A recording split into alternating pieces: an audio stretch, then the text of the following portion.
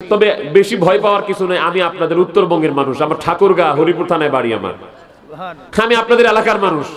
তো আমি এত দূর থেকে, কমপক্ষে তারপরও তো 100 কিলোমিটারের মতো হয়ে গেছে, তো এত দূর থেকে আইসে আমি যদি উল্টাপাল্টা বলে যাই, তা আপনি এলাকার আলেম হিসেবে তো আপনার লুকমা দেওয়ারও দরকার আছে, আছে না ভাই?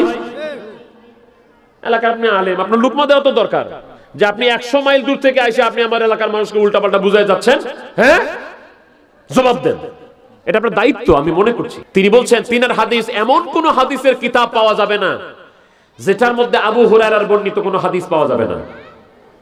সে আবু হুরায়রা নবীর কদমে যা বলছে, হুজুর আমার করব কি?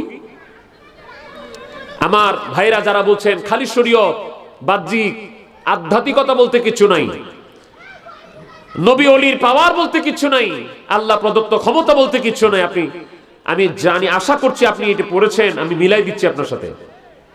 আল্লাহ পাকের হাবিব রাসূল করিম সাল্লাল্লাহু আলাইহি ওয়াসাল্লাম বললেন, আবু হুরায়রা তোমার গায়ের চাদরটা একটু মেলো তো, তোমার গায়ের চাদরটা একটু মেলে ধরো তো। আলেম ভাইরা এখানে না আসলেও মাইকের আওয়াজে অনেক আলেম ভাইরা শুনছেন, এটা আমি জানি ভাই। ওনারা বললেন, আমাকে দয়াল নবীজি বললেন চাদর বিছাও, আমি আমার চাদরটা বিছাই দিলাম। এই চাদরের বা উনার জামার আরেকটা কাহিনী আছে। আরেকদিন উনি নবীর দরবারে আসছেন, আইসা উনার চাদরের ভিতর থেকে, মতান্তর উনার জামার ভিতর থেকে একটা বিড়ালের বাচ্চা বের হয়ে গেছে, বিড়ালের বাচ্চা। আল্লাহ পাকের হাবিব বলেন, আ আনতা আবা হুরায়রা, এই তুমি কি বিড়াল ছানার বাবা নাকি? হযরত আবু হুরায়রা বলেন, আমার নবী বলছে, রে আমি বিড়াল ছানার বাবা। যতগুলি উনার হাদিস আছে বর্ণিত, কোনটাতে উনার মূল নাম আব্দুল্লাহ বা আব্দুর রহমান পাবেন না। প্রত্যেকটা হাদিসের মধ্যে আছে আন আবি হুরায়রা রাদিয়াল্লাহু তাআলা, যে বিড়াল ছানার বাবা হাদিসটা বর্ণনা করছে। আর আমরা খাজা বাবা বললে অনেকের কাছে কয় বিদআত হয়ে গেছে। আবু হুরায়রা মানে বিড়ালের বাবা, আবু হুরায়রা মানে কি? বিড়াল ছানার বাবা। তো ওইখানে আপনি হাদিস পড়তে যে দেখেন নাই যে একজন সাহাবীর উপাধি হলো বিড়ালের বাবা। তো এটা কেন? একটা মহব্বতান, তিনি বিড়ালের বাচ্চাকে আদর করতেন বেশি, মহব্বত করতেন বেশি। নবী যে জন্য বলে দিছে, তুমি তো বিড়ালের বাবা। তো একজন পীর তার মুরিদকে যে কত ভালোবাসে, এটা পীর আর মুরিদ ছাড়া বুঝে না। এজন্য আমরা তাকে মহব্বতান ভালোবেসে বাবা বলে ডাকি। তিনিও আমাদেরকে বাবা বলে ডাকতেন। বাবা বলার দলিল অনেক আছে, অনেকগুলির মধ্যে আমি স্মরণ করায় দেবার জন্য শুধু একটা বলছি। ভাই, আমরা যারা খাজা বাবা বলি, আমরা যারা খাজা বাবা বলি, আর আপনি অনেকে টিটকারি দেন, আমি আপনাকে গালি দিচ্ছি না, আমি অ্যাপ্রিসিয়েট করে বলছি, আমি আপনাকে সমালোচনার দৃষ্টি থেকে বলছি না ভাই। যারা বলছেন ওই খাজা বাবা খাজা বাবা, আমি আপনাকে স্মরণ করায় দেবার জন্য বলছি, ডোন্ট মাইন্ড প্লিজ। বর্তমানে জামাত ইসলামের যারা ভাইরা আছেন, শিবিরের যারা ভাইরা আছেন, আমার যুবক ভাইরা, আপনি শোনেন ভাই, আমি আপনাকে গালিও দিব না, কিচ্ছু বলবো না। জামাত ইসলাম যারা করেন, শিবিরের ভাইরা যারা আছেন, আমার যুবক ভাইরা, আপনারা পড়াশোনা করেছেন, আপনারা অনেক সম্মানিত মানুষ, আপনারা দেশের ভবিষ্যৎ। আমার জামাত শিবিরের ভাইরা শোনেন, জামাত ইসলামের প্রতিষ্ঠা করেছে মওদুদী সাহেব, মরহুম মওদুদী সাহেব।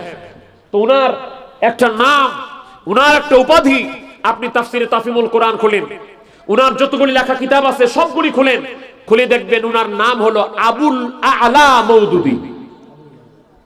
আবুল আলা মওদুদী। আবুল মানে পিতা বা বাবা। আপনি আরবি বুঝেন আর না বুঝেন, আমি বুঝাই দিলাম, আপনি মিলান। আবুল মানে পিতা বা বাবা, আলা মানে সবচেয়ে বড়। আবুল আলা মানে সবচেয়ে উঁচা বাবা, সবচেয়ে বড় বাবা, ওইটাকেই আমরা বলি খাজা বাবা। খাজা মানেও গ্রেট, খাজা মানেও মহান, আর বাবা তো বাবাই। তো উনারা দুটোটাকে বলে আরবিতে আবুল আলা মানে বড় বাবা, উঁচা বাবা, সম্মানিত বাবা, আর আমরা এটাকে আরবি বাংলা মিলায়া বলি খাজা বাবা। পার্থক্যটা হলো উনারা বলে না বুঝে, আর আমরা বলি বুঝে শুনে। এদেশের অনেক বক্তা আছে, বুঝাবে জন্মদাতা ছাড়া কাউকে বাবা বলা যাবে না, বলিও না, নিয়ে যাইতে যেতে হারাম শিরিক পর্যন্ত নিয়ে যায়। অথচ ওই বক্তা ভাই, ওই আলেম ভাই, ওই মাহফিলে, তাফসীর মাহফিলে, ওয়াজ মাহফিলে উনি যখন উপস্থাপনা করেছেন, উনি তখন এইভাবে বলেছেন, উপস্থিত যুবক ভাইয়েরা, কলিজার টুকরো যুবকেরা, আমার মুরব্বী বাবারা, পর্দার অন্তরালে মা ও বোনেরা, উনি বলেছেন, উনি এক নিঃশব্দে খাজা বাবা বলতে নিষেধ করছেন, বাবা বলতে নিষেধ করছেন। উনি আবার ধুমধারাক্কা হাজার হাজার মানুষকে বাবা বলছেন, মুরব্বীদেরকে। তা আপনি পীরকে বাবা বলার দলিল পাচ্ছেন না, তো এই আপনার শ্রোতাদেরকে বাবা বলার দলিল কই আপনার? আপনি বলছেন জন্মদাতা ছাড়া কাউকে বাবা বলা যাবে না, জন্মদাত্রী ছাড়া কাউকে মা বলা যাবে না। তো মহিলা প্যান্ডেলে যারা বসে আছে কয়জনের পেট থেকে আপনি বাইরে হয়েছেন ভাই, যে আপনি বলে দিলেন আমার মা বোনেরা? কয়টা মা আছে আপনার প্যান্ডেলে? এটা একটা মহব্বতের ডাক, এটা ভালোবাসার ডাক। খালি জন্ম দিলেই বাবা বলা যায় এরকম না। হ্যাঁ, জন্ম যিনি দিয়েছেন তিনি তো জন্মদাতা বাবা। আমাদের বাবা খালি একজন না, আমাদের আদি বাবা আছে আদম। আল্লাহ পাক কোরআনুল কারীমে বলছেন, আমি মিলাচ্ছি কথাগুলা, মিলাই দেখেন। আল্লাহর কোরআন বলছে, এবার বাবা কয়জন শোনেন। আল্লাহর কোরআন সূরা আরাফ বলছে, ইয়া বনি আদম লা ইয়াফতিনান্নাকুমুশ শাইতানু কামা আখরাজা আবাওয়াইকুম মিনাল জান্নাহ। আল্লাহু আকবার। আল্লাহ পাক বলেন, হে বনি আদম, আদমের সন্তানেরা, লা ইয়াফতিনান্নাকুমুশ শাইতান, শয়তান যেন তোমাদেরকে পরিচিত করতে না পারে, ধোঁকা দিতে না পারে। কেমন ধোঁকা? কামা আখরাজা আবাওয়াইকুম মিনাল জান্নাহ, যেভাবে তোমাদের বাবা, আবাওয়াইকুম মানে বাবা এবং মা, বাবা হলেন আদম, মা হলেন হাওয়া। আল্লাহ পাক বলছেন, যেভাবে তোমাদের বাবা এবং মাকে এই ইবলিস শয়তান জান্নাত থেকে বের করে দিয়েছে, ওই রকম ওই শয়তান যেন তোমাদেরকেও ধোঁকা দিয়া পথভ্রষ্ট না করতে পারে, তোমরা সাবধান থাকো। তাহলে আদম নবীকে যদি আদি বাবা না মানেন, ঈমান থাকবে? তাহলে আপনি যদি ওইটার মধ্যে পড়ে থাকেন, যেই মা বাবার বিয়ে হয়ে আমি জন্ম হইছি, উনারই খালি বাবা, উনি খালি বাবা, আর কিসের বাবা? তাহলে ঈমান বলবে, তুই থাক, তোর মতো আমি গেলাম আমার মতো। আল্লাহর কোরআন বলছে আদি বাবা আদম, আরো বাবা আছে। সূরা হজ আল্লাহ পাক বলছেন, মিল্লাতা আবিকুম ইব্রাহিম হুয়া সাম্মাকুমুল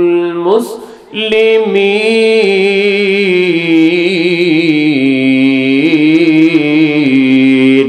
আল্লাহু আকবার। আল্লাহর বলছে, এরে মুসলমান, তোমরা যে মুসলমান, জানোনি তোমাদের মুসলমান নামটা কে রেখেছে? ওরে মুসলমান শোনো, তোমাদের বাবা ইব্রাহিম আলাইহিস সালাম হুয়া সাম্মাকুমুল মুসলিমিন, তোমাদের জাতির বাবা ইব্রাহিম আলাইহিস সালাম, ওই ইব্রাহিম নবী তোমাদের নাম রেখেছে তোমরা মুসলমান। সুবহানাল্লাহ। তাহলে ইব্রাহিম নবীকে যদি আপনি মুসলমানদের জাতির বাবা না মানেন, তাহলে ঈমান থাকবে? তাফসীর রুহুল মাআনি খোলেন, তাফসীর রুহুল বায়ান খোলেন, কওমি আলেমদের লেখা তাফসীরে মারিফুল কোরআন খোলেন, সূরা আহজাব এবং সূরা কাউসারের তাফসীর খুলে দেখেন, সেখানে মুফাসসিররা ঐক্যমত পোষণ করেছেন। প্রায় সব মুফাসসিররা বলেন, প্রত্যেকটা উম্মতের রুহানি বাবা হলো তাদের আপন নবী। সুবহানাল্লাহ। একটু খেয়াল করেন, তাহলে বাবা, মহব্বতের বাবা আছে, সম্মানের বাবা আছে, আদরের বাবা আছে। সম্মানের বাবা পীর হতে পারে, সম্মানের বাবা এলাকার একটা মুরব্বী হতে পারে, বৃদ্ধ মানুষ হতে পারে। আবার মহব্বতের বাবা আছে, যেমন আবার কাজ হাসিল করারও কিছু বাবা আছে।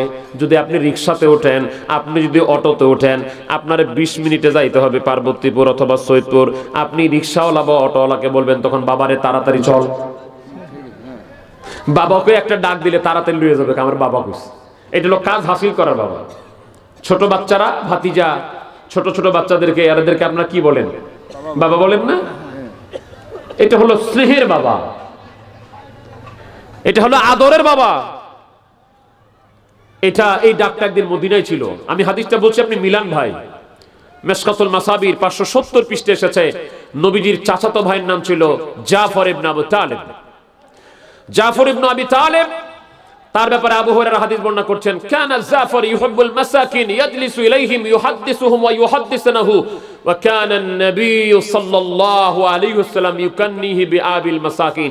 আমার নবীর চাচাতো ভাই জাফর গরিবদের কাছে বসতেন, গরিবদেরকে কথা শোনাতেন, গরিবদের কথা শুনতেন, গরিবদের সাথে উঠা বসা করতেন। আবু হুরায়রা বলছেন, আমার নবী বললেন, যেহেতু জাফর গরিবদের সাথে চলাফেরা করেন, গরিবদের কথা শোনায়, গরিবদের কথা শুনে, আমি নবী বললাম জাফর হলো গরিবের বাবা। হাদিসে দলিলও আছে ভাই, আপনি মনে করেন না আমি জ্ঞানের মহা সমুদ্র হয়ে গেছে। শেরের উপরে শোয়া শের আছে। আল্লাহর ওলিদের জ্ঞানের তুলনায়, ইলমে বাতিনের তুলনায় ইলমে জাহের কিছুই না। আমাদের এক ভাই, আমি তার নামটা বলবো না, আমি তার সংশোধনের জন্য এবং যুবকদেরকে বোঝানোর জন্য বলছি। আমাদের বাংলাদেশে এক ভাইরাল ভাই, তিনার কাছে এক লোক প্রশ্ন করলেন যে আচ্ছা কোন পীরকে কি বাবা বলা যাবে? উনি বলতে পারেন না, কোন পীরকে বাবা বলা যাবে না, জন্মদাতা ছাড়া কাউকে বাবা বলা যাবে না, নাজায়েজ হারাম টারাম হয়ে যাবে। উনি জবাব দিয়ে দিলেন সেদিন। কিন্তু এই যে কিছুদিন আগে উনি মানুষকে, উনার সংস্থা থেকে কিছু মানুষকে অটো, ভ্যান, রিক্সা কিনে দিচ্ছেন। কিনে দিয়ে এগুলো মানুষকে বলতে হবে, মানুষের কাছে ইন্টারভিউ নিতে হবে, লাইভ করতে হবে। উনি যায় রিক্সাওয়ালার কাছে মাইক্রোফোন ধরে বলছে, বাবা আপনি আপনার গাড়ি পাইছেন, বাবা আপনি খুশি? উনি আবার ঠিক রিক্সাওয়ালার যায় বাবা বলছে। আমার আল্লাহ কত বড় হিকমতওয়ালা! আমার আল্লাহ কয়, আমার বন্ধু ওলিদেরকে তুই বাবা বলতে নিষেধ করস। আমি আল্লাহ এমন হিকমতওয়ালা, তুই তো আমার বন্ধুদেরকে বাবা বলতে দিবি না, আমি আল্লাহ তোরে রিক্সাওয়ালারে বাবা কয় ছেড়ে দিলাম। তুই রিক্সাওয়ালারে বাবা কহ। ভাইরা আমার, আবু হুরায়রাকে নবীজি বলছেন চাদর বিছাও, চাদর বিছাইছে। আমার দয়াল নবী, রহমতের নবী, তিনি তিনার হাত মুবারক ওই চাদরের মাঝখানে দিয়ে দিলেন। চাদরের মাঝখানে যখন দিয়ে দিলেন, বললেন, রে আবু হুরায়রা, এবার তুমি ওই চাদরটা গুটায়া নাও, গুটায়া তোমার গায়ের মধ্যে দিয়া দাও। আলেম ভাইরা, পার্বতীপুরের, দিনাজপুরের, আপনি আবু হুরায়রার জীবনী পড়েছেন, আমিও জীবনী পড়েছি। কোন মুহাদ্দিস, কোন মুফাসসির, কোন ঐতিহাসিক বলতে পারে নাই সেদিন আমার নবীজি কি ওই চাদরের মধ্যে দিছিল। হযরত আবু হুরায়রা বলেন, নবীজি শুধু হাতটা নিয়ে চাদরের মধ্যে রেখে দিলেন আর বললেন, চাদরটা গায়ে জড়াও। আবু হুরায়রা বলেন, আমি ওই দিন থেকে ওই চাদরটা গায়ে দিলাম। এরপরে যত কথা শুনি, একটা কথাও আর মৃত্যু পর্যন্ত ভুলি নাই।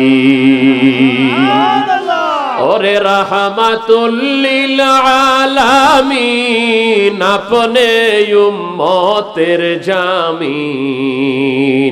হায় হায় রাহমাতুল লিল আলামিন, আপনে উম্মতের জামিন।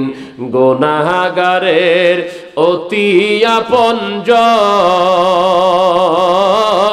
গো নবীজি, এই গোলামদের দেখা দিবেননি, এই কাঙ্গালদের দেখা দিবেননি ওগো নবীজি।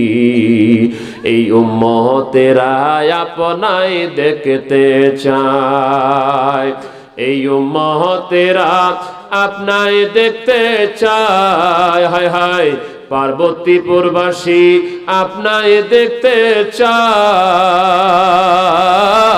ওগো নবীজি, এই উম্মতদের দেখা দিবেননি। ও নবী, জঙ্গলার যত পশুগণ ভক্তি করে দুই চরণ। মেঘমালা, হায় হায় মেঘমালা ছায়া দিত গায়। হায় হায় সাপে এসে বাতাস দিত গায় গো নবীজি। কোন সাধনে পাইব আপনায় আমরা, কোন সাধনে পাইব আপনায় গো নবীজি, এই গোলামদের দেখা দিবেননি। আমার এলাকাবাসী ভাইরা, জীবনে যদি একবার নবীজির দিদার হয়ে যায় জীবন ধন্য হয়ে যাবে।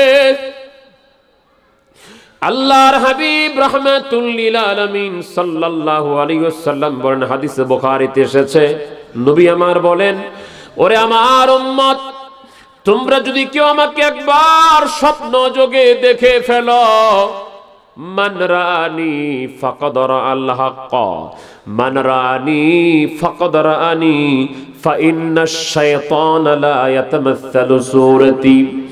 অনেকগুলি ইবারতে হাদিস এসেছে। ইমাম আহমদ ইবনে হাম্বল মুসনাদ আহমদ শরীফে হাদিস উল্লেখ করেন, আমার নবী বলেন, আমাকে যদি কেউ স্বপ্ন যোগে দেখে ফেলো, সেই লোকটি সত্য দেখলা, সেই লোকটি আসলে আমি নবীকে দেখলাম, ওই লোকটি আমি নবীকেই দেখলা। কারণ ইবলিস শয়তান অন্য মানুষের সুরত ধরতে পারলেও আমি নবীর সুরত ইবলিস শয়তান ধরতে পারে না। আপনাদের কি ওই নবীকে জীবনে একবার দেখার ইচ্ছা আছে ভাই? আছে আছে? একটু হাত তুলে দেখান। আছে আছে? কার কার আছে হাত তুলে দেখান। সবাই দেখতে চান? হ্যাঁ, সেজন্য তো কিছু করতে হবে, করতে হবে না? আমার দয়াল নবী বলেন, ওরে আমার উম্মতরা শোনো, ও সাহাবীরা শোনো, এমন একটা সময় আসবে রে, এমন একটা জামানা আসবে, সাহাবীরা তোমরা আমাকে দেখে দেখে আমার উপর ঈমান এনেছো, আমাকে দেখে দেখে আমার সাথে জিহাদের ময়দানে শহীদ হচ্ছ। এমন একটা সময় আসবে, এমন একটা জামানা আসবে রে সাহাবীরা, আমার কিছু পাগল পারা উম্মতেরা থাকবে, তারা আমি নবীকে না দেখে দেখে আমার উপর ঈমান আনবে। প্রয়োজন হলে আমাকে একটাবার দেখার জন্য জীবনের সব ছেড়ে দিবে, আত্মীয় স্বজন ছেড়ে দিবে, টাকা পয়সা ছেড়ে দিবে, সহায় সম্পদ ছেড়ে দিবে। তাদের কামনা হবে, আমি ধন চাই না, আমি আত্মীয় চাই না, আমি সম্পদ চাই না, দুনিয়ার কোনো মহব্বত চাই না, দুনিয়ার সম্মান আমার দরকার নাই, সব কিছুর বিনিময়ে একটাবার আমি আমার নবীকে দেখতে চাই। ওরে আমার জাকির ভাইরা শোনেন, অনেক আলেম ভাইরা আমাদের কাছে তাদের মনের দুঃখ নালিশ পেশ করে। বরিশাল ওয়াজ করতে গেলাম মেগা জলসায়, হেমায়েতুদ্দিন ওই কেন্দ্রীয় ঈদগাহ ময়দানে ওয়াজ করতে গেলাম। বরিশালের একটা জেলার এক আলেম ভাই আমাকে বললেন, মোহাম্মদী ভাই, ও হামিদি ভাই, আমি আটরশি গেছি, বিশ্ব জাকের মঞ্জিলে গেছি, এই অপরাধে আমাকে মসজিদের ইমামতি থেকে বাদ দিছে। এরপরেও তিনি বিশ্ব জাকের মঞ্জিল ছাড়েন নাই। অনেক মানুষ আছে আটরশি যাওয়ার কারণে অনেক সময়ের কম হয়েছে, ওই মানুষগুলির সাথে বলছে বেদাতি দরবারে গেছে, তাদের সাথে কথাবার্তা নাই, তাদের সাথে চলাফেরা নাই, চলতে ফিরতে বেদাতি কয়, চলতে ফিরতে আলাদা করে দেয়। ও আমার ভাইরা, তারপরে বিশ্ব জাকের মঞ্জিল ছাড়ে না। কেন ছাড়ে না? আপনি বলেন বেদাতি, আপনি বলেন ভণ্ড দরবার, কিন্তু এই লোকটা বাস্তবে যা দেখে এসেছে, ওইখানে 5 ওয়াক্ত নামাজ জামাতের সাথে হয়, ওয়াজিব নামাজ, সুন্নত নামাজ, নফল নামাজ অধিকারে হয়, দৈনিক 6 রাকাত নফল নামাজ পড়ার ট্রেনিং ওই জায়গায় দেয়, 8 খতম কোরআন তেলাওয়াতের সওয়াব আমল করার ট্রেনিং ওই দরবার শরীফে দেয়। সকাল বেলা, সন্ধ্যা বেলা, এশার নামাজের পরে মোট 722 বার দুরুদ শরীফ পড়ার ট্রেনিং ওই আটরশি বিশ্ব জাকের মঞ্জিল থেকে দেওয়া হয়। ওইখানে রাত 3টার সময়, আপনাদের এলাকায় রাত 3টায় মানুষ ঘুমায়, কিন্তু বিশ্ব জাকের মঞ্জিল আটরশি দরবার শরীফে এমন একটা দিন বাদ নাই, এমন একটা দিন বাকি যায় না, রাত্রে 3টার সময়, প্রত্যেকটা দিন রাত 3টার সময় আল্লাহর কোরআন শরীফের তেলাওয়াত হয়। যেই লোকগুলি যায় সেটাই বুঝে, আগে শুনছিলাম নাকি নামাজ কালাম নাই, আগে শুনছিলাম নারী পুরুষ একসাথে নাচে, আগে শুনছিলাম ভণ্ডামি দরবার বেদাতি দরবার। কিন্তু যেই লোকগুলি যায় রে ভাই, ওই লোকগুলি বুঝে ফেলে ওইখানে যা আগে শুনছি ওইগুলি সব মিথ্যা, সবগুলি বানোয়ার। বিশ্ব জাকের মঞ্জিল এমন একটা দরবার যেইখানে গেলে আমার দয়াল নবীজিকে স্বপ্নে পাওয়া যায়। আমার খাজা বাবার একটা কথা শোনাই দিই। আট্রসির পীর খাজা বাবা ফরিদপুরি বলতেন, বাবা তোমরা আমার কথা মতো যদি চলতে পারো, বাবা আমি যে দিক নির্দেশনা তোমাদেরকে দিচ্ছি এই অনুযায়ী যদি তোমরা চলতে পারো, আমার কথা যদি মানতে পারো, বাবা আমি তোমাদেরকে আমার দয়াল নবীর সাথে পরিচয় করাইয়া দিব। অনেক আমার জাকের ভাইরা এত অত্যাচার সহ্য করে জাকের মঞ্জিল ছাড়ে না। কেন ছাড়ে না? এই লোকটাকে হয়তো দেখতে আপনার পছন্দ হয় না, আপনার সিরাত সুরত হতে ভালো লাগে না, কালো দেখতে, গরিব মানুষ। কিন্তু আমার সাথে অসংখ্য আমার জাকের ভাইদের পরিচয় আছে। এই লোকগুলির সাথে ইতিমধ্যে বহুবার, ডজন কা ডজন বার আমার দয়াল নবীর সাথে স্বপ্ন যোগে দিদার হয়ে গেছে।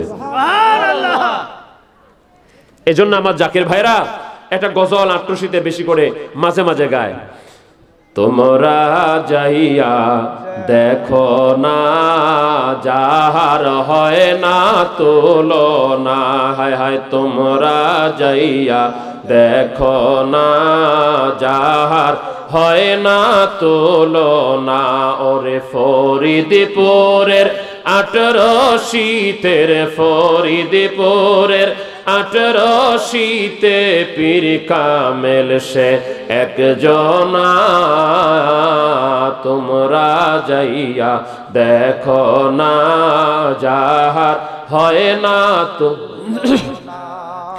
ও সে নকশবন্দিয়া মুজাদ্দিদিয়া দুই তরিকায় এক করিয়া, নকশবন্দিয়া মুজাদ্দিদিয়া দুই তরিকায় এক করিয়া, সাধনে ভোজন করিয়া, বাবা সাধনে ভোজন করিয়া, মিলাইছে প্রেমের কারখানা। তোমরা যাইয়া দেখো না যাহার হয় না তুলনা, হায় হায় তোমরা যাইয়া দেখো না যাহার হয় না তুলনা। ওরে ফরিদপুরের 18 ফরিদপুরের 18 পীর কামেল সে একজনা। তোমরা যাইয়া দেখো না যাহার হয় না তুলনা। আল্লাহুম্মা সাল্লি আলা সাইয়্যিদিনা মাওলানা মুহাম্মদ ওয়া আলা আলি সাইয়্যিদিনা মাওলানা। আমরা সকলেই পড়ি আলহামদুলিল্লাহ। আলহামদুলিল্লাহ। রাত প্রায় 11:30 বেজে গেছে, আমরা এখন ফিনিশিং এর দিকে চলে যাচ্ছি। আমার ভাইরা, আমরা সবাই আল্লাহকে চাই, আল্লাহ রাসূলকে চাই। আমরা জানি আল্লাহ এবং আল্লাহ রাসূলকে আমাদেরকে মানতে হবে, জানতে হবে। কিন্তু ওই আল্লাহকে রাসূলকে মানতে হলে, ওই আল্লাহ রাসূলের পরিচয় অর্জন করতে গেলে একজন পরিচয় করনেওয়ালার দরকার আছে না ভাই? আছে। যিনি আপনাকে পরিচয় করায় দিবেন। আপনি অঙ্কের স্পেশালিস্ট হতে চান, আপনি ইংরেজির স্পেশালিস্ট হতে চান, আপনি অঙ্ক ভালো করে শিখতে চাইলে আপনাকে অঙ্কের শিক্ষকের কাছে যেতে হবে। আপনি ইংরেজি শিখতে চাইলে ইংরেজি শিক্ষকের কাছে যেতে হবে। আপনি ডাক্তার হতে চাইলে আপনাকে আরেকজন ডাক্তারের কাছে যেতে হবে। আপনাকে মেডিকেল কলেজে পড়তে হবে। আপনি ইঞ্জিনিয়ার হতে গেলে আপনাকে ইঞ্জিনিয়ারিং কলেজে পড়তে হবে। আরেকজন ইঞ্জিনিয়ারের সংস্পর্শে আপনাকে যেতে হবে। ঠিক একইভাবে আল্লাহ এবং আল্লাহ রাসূলকে পাইতে হলে আল্লাহ এবং আল্লাহ রাসূলকে যিনি চিনেছেন উনার কাছে যেতে হবে। এই ব্যক্তিটাকে ফার্সি ভাষায় বলা হয় পীর, আরবি ভাষায় বলা হয় মুর্শিদ, আর কোরআনের ভাষায় ওলি, সিদ্দিকিন, সলিহিন, মুত্তাকিন, মুহসিনিন। এই ব্যাপারে ব্যাপক দালাইল আছে। আমি শুধু একটা জিনিস আপনাকে ক্লিয়ার করে দিচ্ছি। এখন যারা বলছে পীর বলতে কিছু নাই, ওলি বলতে কিছু নাই, যদি আমি মেনেই নেই পীর ওলিকে বাদ দিতে হবে, পীর ওলি বলতে কিছু নাই, তা আপনি আব্দুল কাদের জিলানীকে আমরা কি বলি ভাই? বড় পীর বলি না, তা উনাকে বাদ। খাজা মঈনুদ্দিন চিশতি বাদ, মুজাদ্দেদ আল ফেসানি বাদ, খাজা বাহাউদ্দিন নকশবন্দি বুখারী বাদ, শাহজাল ইয়েমেনি মুজাররদি বাদ, শাহপরান বাদ, খান জাহান আলী বাদ, বগুড়ার মাহিসাবার রহমতুল্লাহ বাদ, রংপুরের কারামত আলী জৌনপুর রহমতুল্লাহ বাদ, শাহ ওলিউল্লাহ মুহাদ্দিস দেহলভী বাদ, শাহ আব্দুর রহিম মুহাদ্দিস দেহলভী বাদ, শাহ আব্দুল আজিজ মুহাদ্দিস দেহলভী বাদ, ফুরফুরা আবু বকর সিদ্দিক রহমতুল্লাহ বাদ, সারসিনার আলা হযরত সেই নেসারউদ্দিন আহমদ রহমতুল্লাহ বাদ, চরমনার পীর সাহেব রেজাউল করিম সাহেব বাদ, তাবলিগ জামাতের প্রতিষ্ঠাতা ইলিয়াস নওয়াতির পীর রশিদ আহমদ গাঙ্গুহি বাদ, কওমি মাদ্রাসার প্রথম প্রতিষ্ঠা হলো দেওবন্দ, এই দেওবন্দের প্রতিষ্ঠাতা কাসেম নানুতুবির পীর হাজী আমদাদুল্লাহ মুহাজির মাক্কি বাদ। তাহলে মানবো কাকে?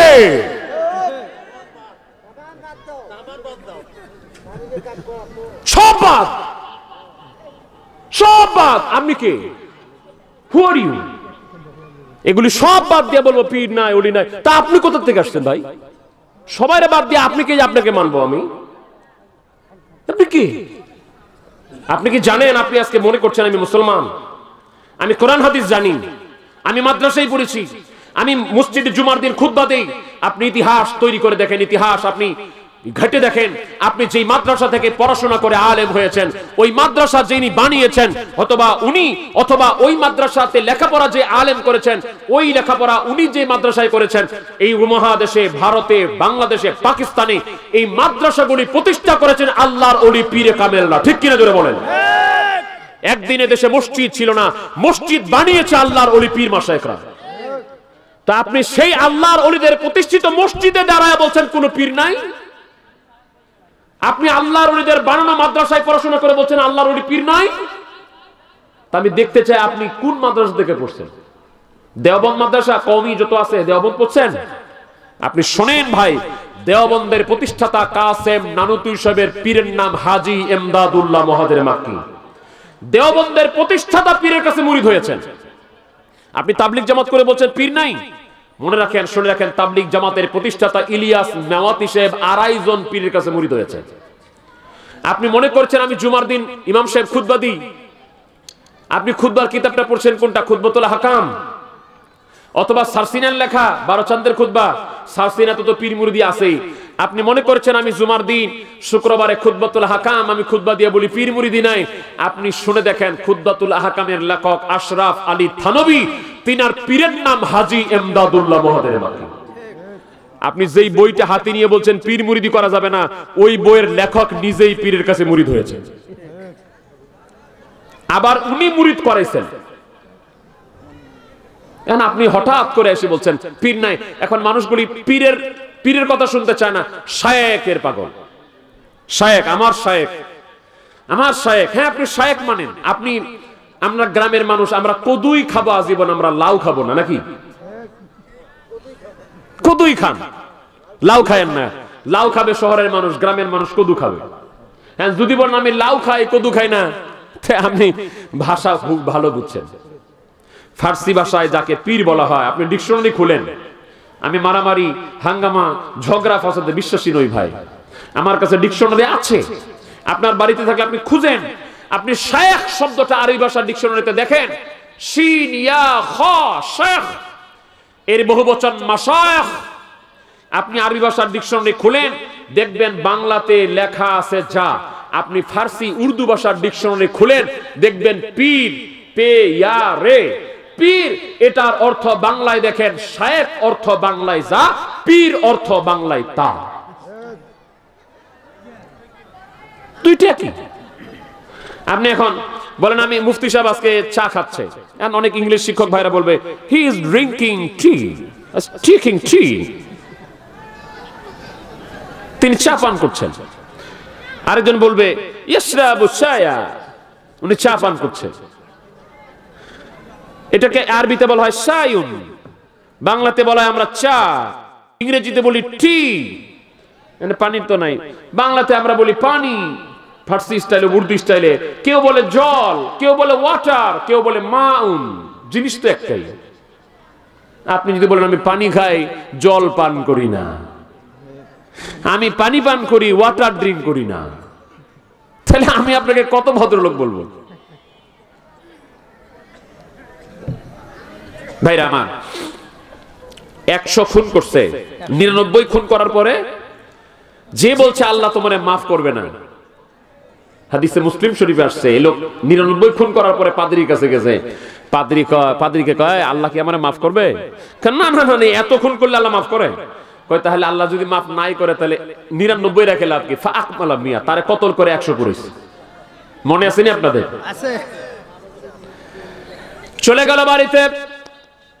বাড়িতে যাওয়ার পরে চিন্তা করে কয়েকদিন পরে আমাকে মরতে হবে, কি করি আল্লাহর কাছে মাপ আমাকে পাইতে হবে। চলে গেছে একজন মুহাক্কিক আলেমের কাছে, যিনার কাছে পরিপূর্ণ জ্ঞান আছে। তেনার কাছে যা কয়, হুজুর শোনেন। কি বলো? আমি কিন্তু 99টা খুন করছিলাম, আপনার মতো একজনের কাছে গেছিলাম, উনি কইছে আল্লাহ আমারে মাফ করবে না, ওরে মাইরে কিন্তু 100 পুরাইছি। তরবারি আমার চাকু কিন্তু সাথে। আপনি বলেন আল্লাহ আমাকে মাফ করবে কিনা?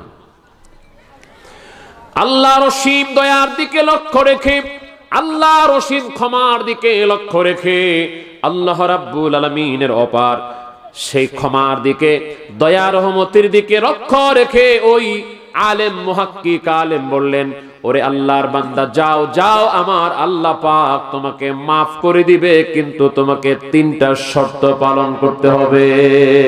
সুবহানাল্লাহ। আমার আল্লাহর দয়া কত জানেন? আমার রাসূল বলছেন, আমার আল্লাহ পাকের দয়াকে আল্লাহ পাক রহমতটাকে 100 ভাগ করেছেন।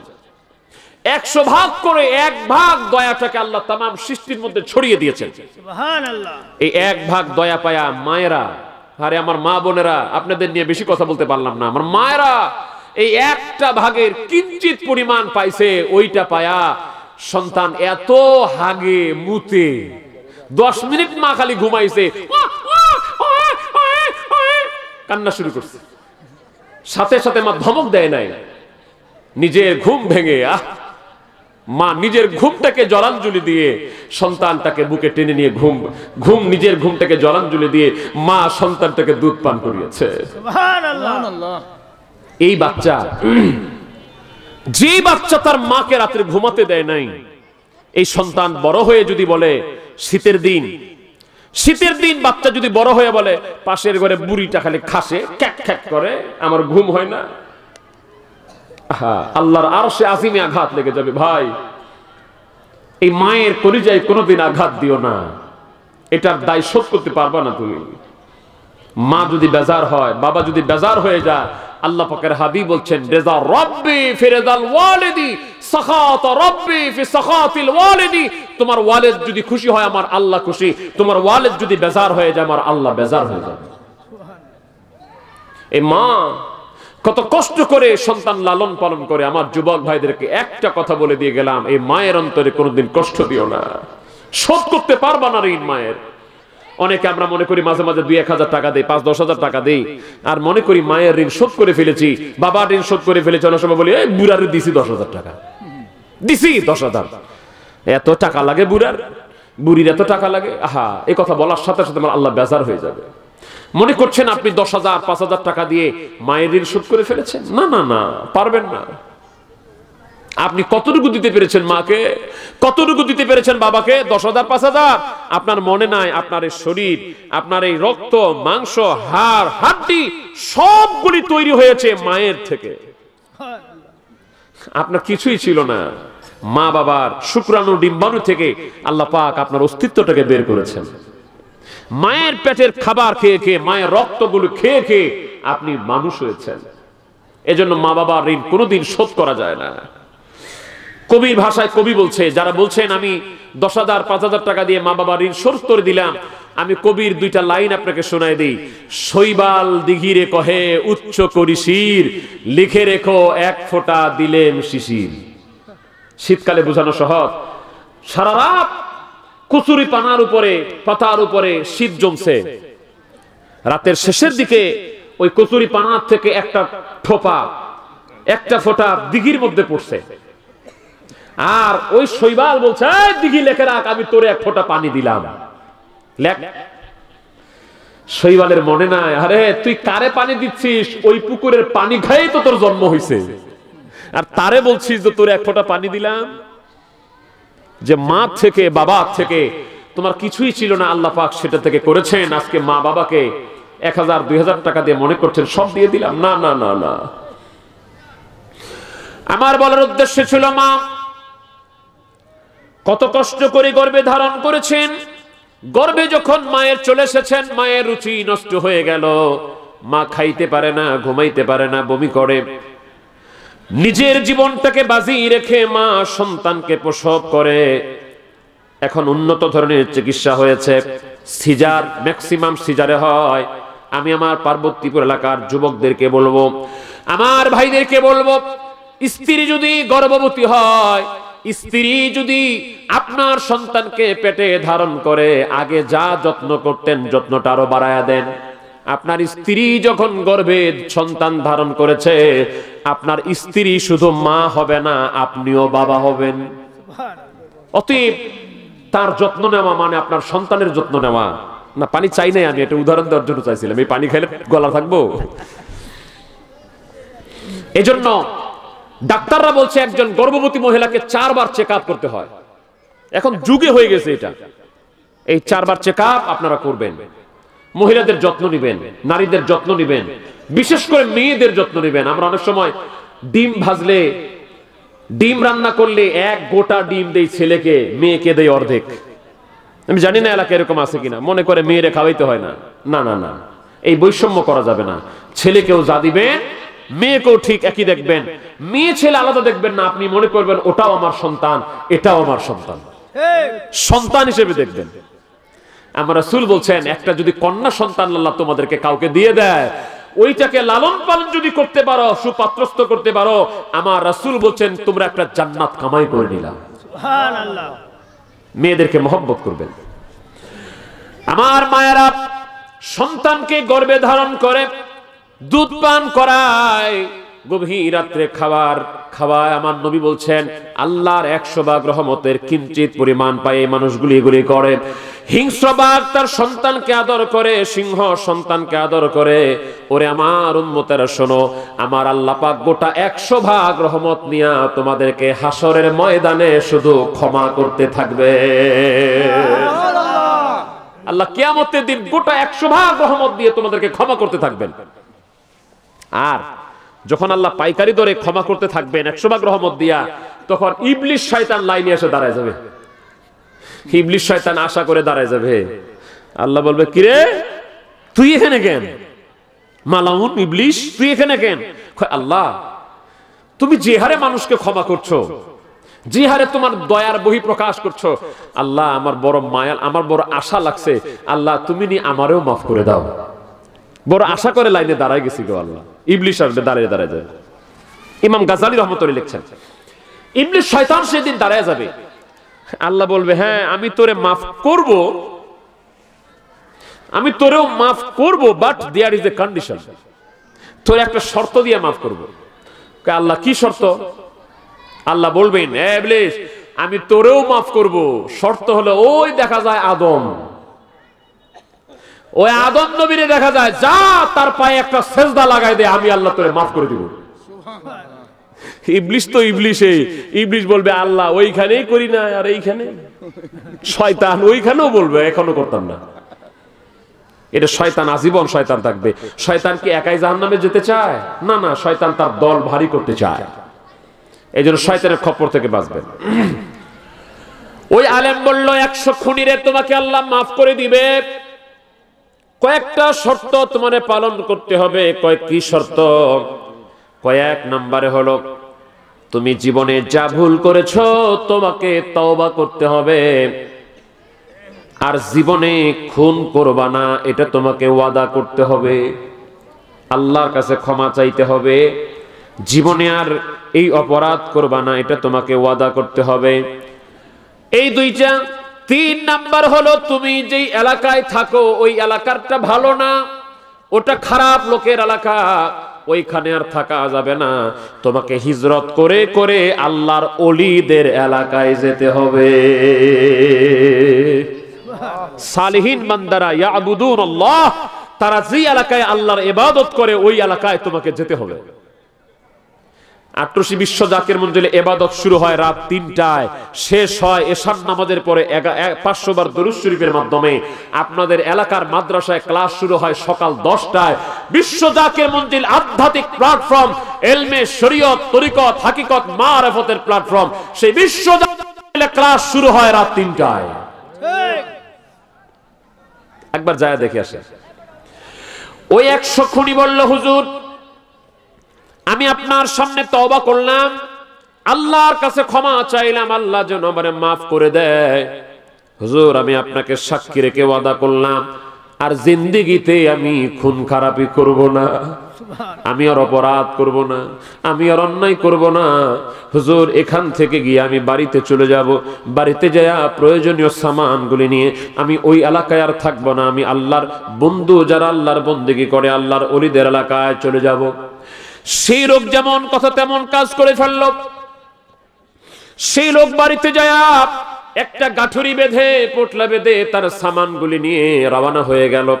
যাইতে যাইতে আল্লাহর কি কাজ, রাস্তায় আছে, আল্লাহর ওলিদের এলাকায় যেতে পারে নাই। আমার আল্লাহ কয় মালাকুল মউত রে, যা যা যা যা, এই মুহূর্তে ওই বান্দাটার রূহটা কবজ করে নিয়ে আয়। আর দেরি করার উপায় আছে? সে যাচ্ছে, আল্লাহ কয় এই মুহূর্তে রূহ কবজ কর। আমাদের এলাকার যুবকদের আল্লাহ তাআলা ২০ বছর ৩০ বছর বাঁচায় রাখবে, আমি দোয়া করি। কিন্তু যুবক আমি তোমাকে আবেদন করি, আহ্বান করি, তুমি ওই আশায় থাইকো না ভাই। আমি আরো ২০ বছর বাঁচবো, আরো ৩০ বছর বাঁচবো, তারপর না আল্লাহ আল্লাহ করবো, ওই আশায় থাইকো না ভাই।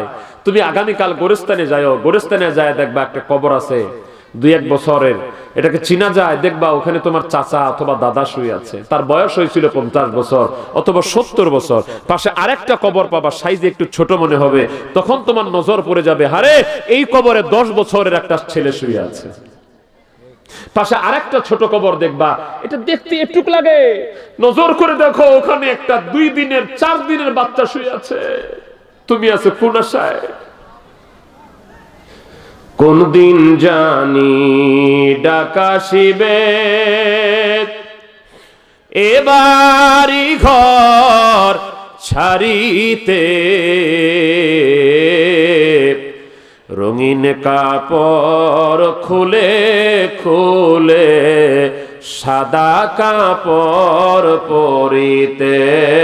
আল্লাহুম্মা সাল্লি আলা সাইয়্যিদিনা মাওলানা মুহাম্মদ ওয়া আলা সাইয়্যিদিনা মাওলানা মুহাম্মদ। এজন্য আমার পীর খাজা বাবা ফরিদপুরি বলতেন, বাবা অমূল্য সময় স্বপ্নের মতো চলে যায়, হুশ হও। বাবা তুমি যত বড় সায়েন্টিস্ট, বিজ্ঞানী, ডাক্তার হও না কেন, পরবর্তী মুহূর্ত তোমার ভাগ্যে কি বহন করে নিয়ে আসতেছে তুমি জানো না।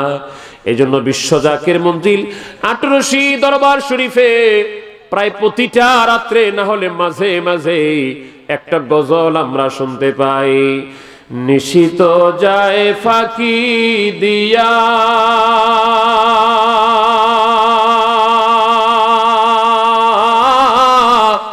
রে সোনারি আদম, রহমত যায় ফাঁকি দিয়া। নিশিত যায় ফাঁকি দিয়া রে সোনারি আদম, রহমত যায় ফাঁকি দিয়া। ও আদম রে তুই কাল ঘুমেতে রইলি, আর কত ঘুমায়া থাকবি, সারা নিশি কাটাইলি তুই ঘুমাইয়া ঘুমাইয়া রে সোনারি আদম, রহমত যায় ফাঁকি দিয়া। ও আদম রে তোর পাক ধরিয়া গেল দাড়ি, দন্ত আছে গোটা চারি, সমন জারি গিয়াছে করিয়া রে সোনারি আদম, রহমত যায় ফাঁকি দিয়া, নিশিত যায় ফাঁকি দিয়া রে সোনারি আদম, রহমত যায় ফাঁকি দিয়া। ও আদম রে তুই ওযু করে হয়ে পাক, মনতন করে সাপ, বসয়া তাসবিহ হাতে লয়া।